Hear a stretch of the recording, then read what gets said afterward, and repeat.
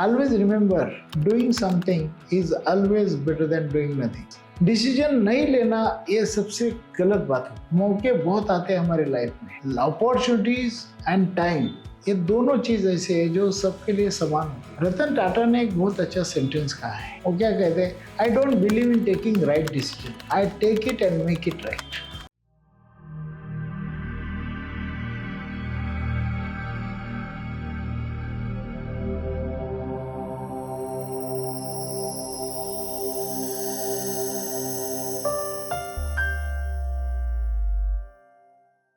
नमस्ते दोस्तों, आज हम कुछ ऐसे टॉपिक के ऊपर बात कर रहे हैं जिसके आधार पे एक सक्सेस मिलना आसान हो सकता है। That is taking decision.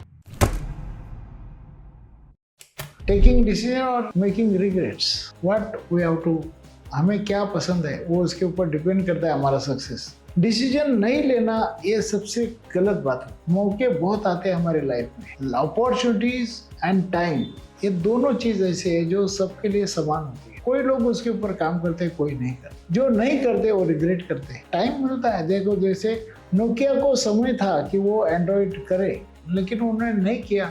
अभी नोकिया आउट ऑफ हो गया, अभी वो कोई पहचानता नहीं। ऐसे ही जिंदगी में बहुत सारे मौके आते हैं, लेकिन हम उसके ऊपर काम नहीं करते। वो कुछ गलत हुआ, डर रहता है कैसे होगा, लोग क्या कहेंगे, फिर हम करते ही नहीं। रतन टाटा ने एक बहुत अच्छा सेंटेंस कहा है। वो क्या कहते हैं? I don't believe in taking right decision, I take it and make it right. जीवन में डिसीजन नहीं लेना, इससे गलत काम कोई हो ही नहीं सकता, क्योंकि मौके बहुत आते रहते हैं हमें लाइफ में। मैंने खुद 1989 में एक सिक यूनिट लिया था मालेगांव, एक प्रोसेस हाउस था, जिसकी वहाँ पे बहुत सारी अपॉर्चुनिटी थी, लेकिन वो यूनिट सिक था। तो मैंने तो इसलिए लिया क्योंकि बहुत बड़ा यूनिट था, तो मुझे लगा कि भाई ये कैसे होगा। लेकिन चलो, कुछ पार्टिसिपेंट को मैंने तैयार किया, बोले चलो हम अप्लाई तो करें।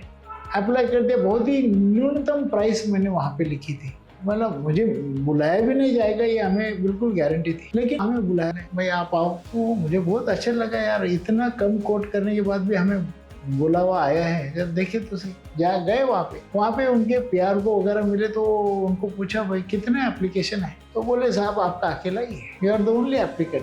तो मैंने फिर मेरे जो दोस्त थे उनको बताया, भाई हम देखो भाई अपने लिए मौका है, अभी हम इसके ऊपर काम करना है। तो गए और एमडी तो बहुत चिड़े हुए थे, भाई इतना कम कोट कैसे किया। मैंने हम उसका वैल्यूएशन ही उतना है। तो बोले हमारा कर्जा 14 लाख का है। मैंने ठीक है, आपने दिया कर्जा, उसमें हम क्या करें, आप 6 लाख में देते हो क्या हमें, तो चलो हम करेंगे काम। तो कैसे ना करके 8 लाख में ले लिया हमने, और 5,60,000 उसमें भी लोन मिल गया। तो 2,40,000 इन्वेस्ट करके हमें इतना बड़ा यूनिट ले लिया। फिर बाद में 1-2 साल चला कि फिर उसको हम 24 लाख को बेच भी दिया। मेरा कहना क्या है कि मौके बहुत आते रहते हैं, उसके ऊपर काम नहीं करते, और जो लेते हैं उसके हम यार इसने ये किया, उसने हो गया। भाई तुम भी करो ना यार, तुम करो, फिर देखो, फिर सोचो कि कैसे हो सकता है। मैं हमेशा एक कोलंबस की स्टोरी बताता हूँ। कोलंबस ने जब अमेरिका खोज निकाला था, तो उसका बहुत बड़ा फेलिसिटेशन हुआ अपने गाँव में, शहर में। तो बहुत लोग उसको तारीफ कर रहे थे, अरे भाई इतना कोलंबस, इतना एडवेंचरस आदमी, इतना कुछ किया वगैरह वगैरह। बहुत तो लोग उसको